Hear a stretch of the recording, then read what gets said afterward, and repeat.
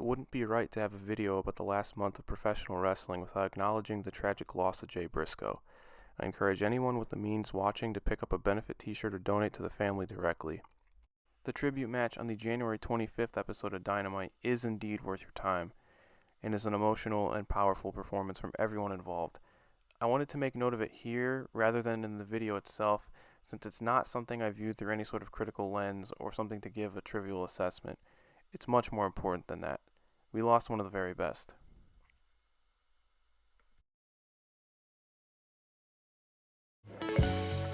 It goes without saying that 2022 is an insane year to be a wrestling fan. Through the last 12 months we've seen some of the wildest peaks and valleys in the industry, but at times I think a lot of that chaos took away from what was actually happening in the ring.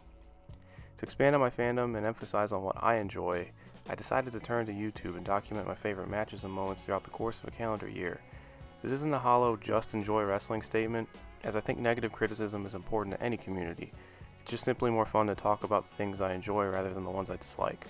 There are some terms and conditions just to go over quickly. First, it's obvious I will not have seen every single match that take place. Time and money are finite things, and I have some major blind spots compared to other channels, blogs, or podcasts. Mainly Dragon Gate, All Japan, Impact, Lucha, and a lot of indie wrestling. The great part is that there's something that I haven't seen that you have. I'd love to hear your recommendations so I can have a separate watch list. If I receive enough of these throughout the course of this project, it can make for a separate video down the line. Second, favorite and best are different things, and my favorite matches may differ from, say, something critically acclaimed by Wrestling Observer newsletter. This isn't a top 10s or a hidden gems type thing either. Simply some matches that I really enjoyed or thought were interesting enough to talk about. And last but not least, just a spoiler warning for match finishes. By the numbers, I watched 179 matches spanning 10 promotions. Here are a few of my favorites from January of 2023. The first great match of the year came from the Arc. Pro Wrestling Noah held the new year from the Nippon Budokan, but Shinsuke Nakamura and the Great Muta were headlining the show. This meant the GHC heavyweight title match between Kenoh and Kaito Kiyomiya would be relegated to the semi-main event. Kenoh took exceptions to this, being the former champion and current challenger, using this in story against the champion and longtime rival Kaito Kiyomiya, claiming that he's disgraced his legacy of the title, and he's the only guy that can really reclaim it. I really appreciate the visual storytelling from the get-go. A year ago, a Kiyomiya in monochrome ring gear was knocked out by Kenoh at this event. He was unsure of himself and even punked out by Okada at the New Japan Noah crossover show shortly after. Now he carries the title into the Budokan with a confidence gained after a year-long journey, and now with wild ring gear to boot. The two put together a simply structured, concise battle that doesn't overstay its welcome or lean into the worst tendencies of modern, big matches. It lives up to the legacy of the GHC lineage, showcasing hard-hitting strikes and some absolutely insane high spots, like a falcon arrow from the top rope all the way to the floor from Kenoh. This swings the match in his favor, but Kiyomiya really shows a lot of resolve here. He withstands everything thrown at him, including the same round kick that left him in a heap a year prior. After an insane finishing sprint, Kaito picks up the victory with a modified version of the Tiger Driver, and the Shining Wizard passed down to him from Keiji Muto. This is a great showcase of the best Noah has to offer in front of its largest crowd in years. The match stands on its own but also has a lot of nice callbacks to this rivalry and some great character progression in Kaito's ascendancy to the ace. I had in my notes that you know Kaito Kiyomiya's name by the end of the year if you haven't already, but little did I know he'd be stealing all the headlines a couple weeks later, but we'll get to that. On to January 4th's Tokyo Dome show, where New Japan puts on its biggest show of the year, Wrestle Kingdom. Since Ospreay and Omega will be the one match most will see from Japan this year, I wanted to talk about something else on the card. That being the TV title match between Ren Narita and Zack Sabre Jr. I wanted to highlight this one not only because I did really like the match, but due to the TV title's gimmick, it's one of the more accessible choices from both a practical and stylistic standpoint. Every single title match is available for free right here on YouTube, and they're all within a 15-minute time limit. I think it's a great entry point for either a newer fan or just maybe someone that's burnt out with the post-pandemic product that New Japan's had to offer. Zack enters this match with a very straightforward approach. Goad the young Narita into recklessness to create an opening for submission.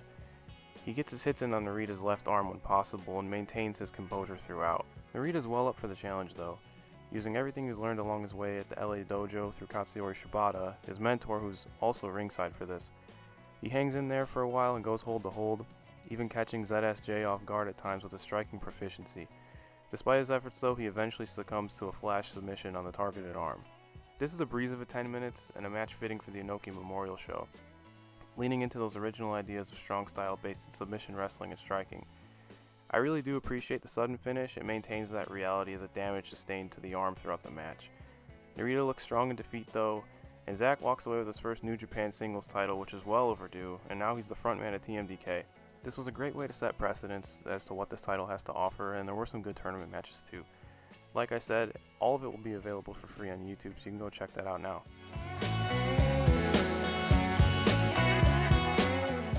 Next is the January 8th G-Rex title match between Lindaman and Kaito Ishida. If there's such a thing as a casual GLEAT viewer, I am one, but I mean that in the sense that I don't watch every show, but the ones that I have seen I really liked. I think the promotion offers a nice alternative to the more popular Japanese promotions. I see GLEAT talked about more so on social media like Twitter rather than here on YouTube, which is a shame because most if not all of their shows air on here for free. But this is the main event from GLEAT version 5, stylized VER, and it was the 8th G-Rex title defense for Lindaman, facing Kaito Ishida, who contended via Battle Royal in the show's opener. Ishida lost to Lindaman a few weeks prior to this, and now he has a second chance at the championship. Lindaman is an absolute beast, and his title matches are what drew me to check out the promotion in the first place. Everything he does is incredibly explosive, and his expressive demeanor in the ring makes him really easy to cheer for. Both competitors are technically sound, and they hit incredibly hard, and it makes this a great junior heavyweight clash that feels like it can go either way right to the finish. Ishida escapes an armbar and gives himself to a vertical base to lock in an excruciatingly long ankle lock sequence, repeatedly teeing off kicks to Lindaman while the hold is still applied. This might feel a little long in the tooth, but I understand why having such a dominant champion up to this point stays in that hold for so long. He waits till the very last possible second to give up, ending a absolutely fantastic introductory title reign for this company. I look forward to seeing if Ishida can carry the title with the same level of consistency, and just following GLEAT closer in general, there is some really good stuff in there. AEW hit the ground running from an in-ring perspective in January.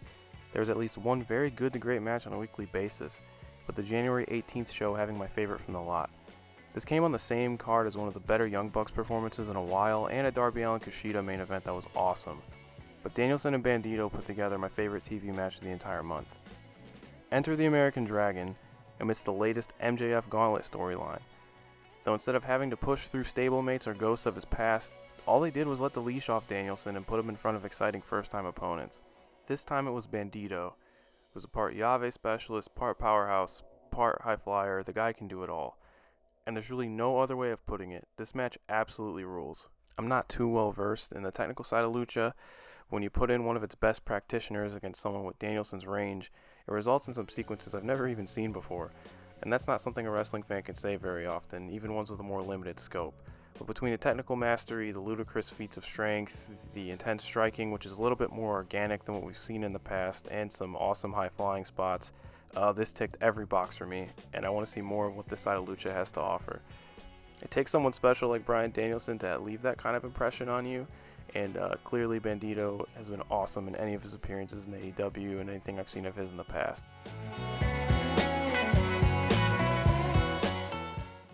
Cheating a bit with this entry, but it was too exciting to ignore. Noah and New Japan faced off for the second year in a row at Yokohama Arena. Kazuchika Okada pinned Kaito Kiyomiya at this event last year in a tag match, leaving him in tears and banishing him from his ring. Kiyomiya had been pleading for a one-on-one match with Okada for years at this point, and I was curious to see them in an undercard tag match in this year's event.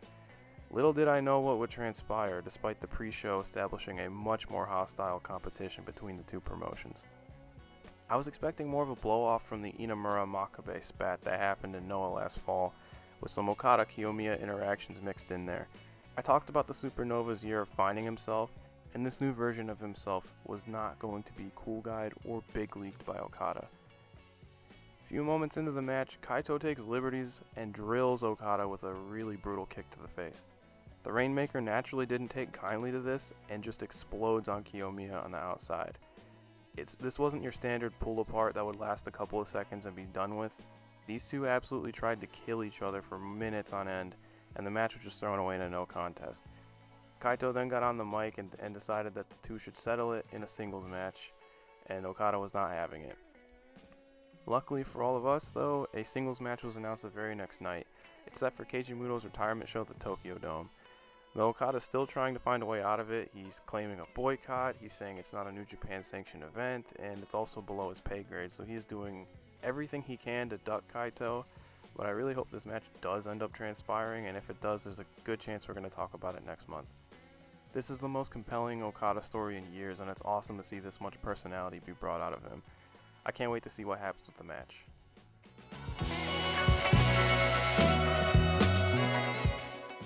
Part of my taste in wrestling comes down to a very simple concept. I like matches where two good wrestlers hit each other as hard as they possibly can, and this is the calling card of Jamie Hayter, who continues to shine as AEW's women's division centerpiece. Hayter is someone who wears her influences on her sleeve, and has a background in Joshi with her time in Stardom. By facing what is essentially a reference point for her in Emi Sakura, we get an uncompromising hoss fight to close out the January 27th episode of Rampage. Sakura seldom gets chances to appear on television, but this shows not only what she's capable of, but also the type of match she can really thrive in. And don't let her past gimmick or demeanor fool you, she's been very good at this for a long time. The veteran versus rising star dynamic adds to the one-upmanship and the escalation of violence, with some thunderous chop exchanges and an absolutely gross backdrop driver from Sakura.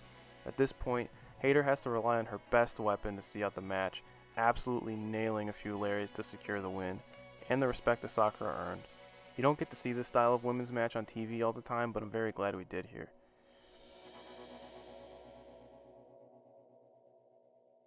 I'm cheating again with this one since it's not an actual match. While WWE had an unremarkable month from an in-ring perspective, the ending of the Royal Rumble was one of those angles that'll be talked about for years. It's easily their highlight and deserves a mention here. I wished for a bit more out of the Kevin Owens-Roman Reigns match, but after the show went off the air, I was satisfied.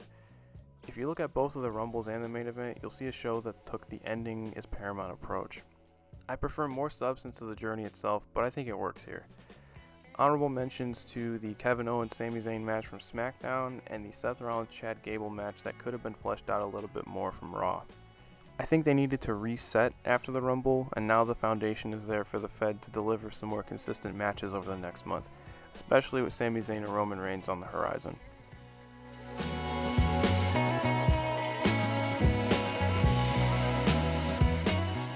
Similar sentiments to the Hayter-Sakura match with this one. To borrow some terminology from one of my favorite review sites, Handwork, this is very much the Dudes Rock entry in the video, in that these two beat the living hell out of each other. Kazusada Higuchi spent the second half of last year as a dominant KOD openweight champion. It's a reign that made me want to follow DDT, and for those that shy away due to its reputation for the more goofy and out there stuff, its main event scene through the last year might be more of your style, because it's just been consistently good wrestling. Yuji Hino took the champion to a time limit draw in their last meeting, and here he convinces Higuchi to wrestle his style of match, and a kaiju fight ensues. It is a straight to the point and incredibly violent match. It's based around chop exchanges, but there's enough going on in between them to where it's never stale. And I appreciate the powerbomb finish, which is a little rough around the edges as Hino really struggles to position Higuchi. But it reinforces that sense of struggle to put away such a formidable champion, and it was a shocking finish to just an outright ridiculous slugfest. But I loved it, and I think that there is some substance to it in there as well, because Higuchi didn't have to wrestle this type of match, and he insisted on going through Hino, and he learned the hard way. Despite all this though, Higuchi goes out on his sword. Hino comes out of this looking like an absolute beast, especially to a newer fan like myself. And though I'm sad Higuchi's title reign is over, this type of shakeup makes things pretty exciting going forward for that main event scene. And before we go, I'm just going to fire off some honorable mentions that I didn't state by name in any of the entries before. The Great Muta's final match, this was just a bizarre spectacle to say the least. Shout out Sting for no-selling Marufuji's chops. FTR vs Bishamon from Wrestle Kingdom, just a fantastic tag match. Awesome to see FTR in the Dome, and can't ignore that Yoshihashi fire. Kazusada Higuchi vs Yuki Ishida from the All Seats 3,000 Yen New Year Wrestling Festival, where Higuchi teaches the youngster a lesson by beating the crap out of him, though Ishida has some great babyface fire in this one. Top Flight vs Bryan Danielson and Jon Moxley, a fantastic tag match, plays into that original idea of what Blackpool Combat Club was supposed to be, where they push around the younger talent, ultimately getting the best out of them, which I think they did here. It was another solid match for Top Flight this month. Between this and the Young Bucks match, they started the year off very strong. Hangman Page vs. Jon Moxley. Probably would have picked this one if not for Danielson and Bandido. Great TV match, just an awesome bomb fest with Moxley getting his bell rung and comeuppance for everything he was saying about Hangman. Shingo Takagi vs. Katsuhiko Nakajima from the New Japan Noah Wrestle Kingdom date. Yeah, I already know what happened in Diamond Ring, but I still like this one too. I like these guys individually, and I think this hit my expectations. Though I know in some circles mileage may vary on Nakajima, but I think it's still worth your time. And that's it for me. If you got this far in the video, thank you so much for your time and hearing what I had to say. It was my first time ever doing a video like this, and ultimately I'm glad I gave it a shot. Please leave in the comments below your match recommendations, especially if it's from a promotion that I haven't talked about, because more good wrestling is never a bad thing. Be sure to do all the obligatory YouTube stuff, and feel free to follow me on Twitter at OuterStevon. Hope to see you next month when we start it all over again.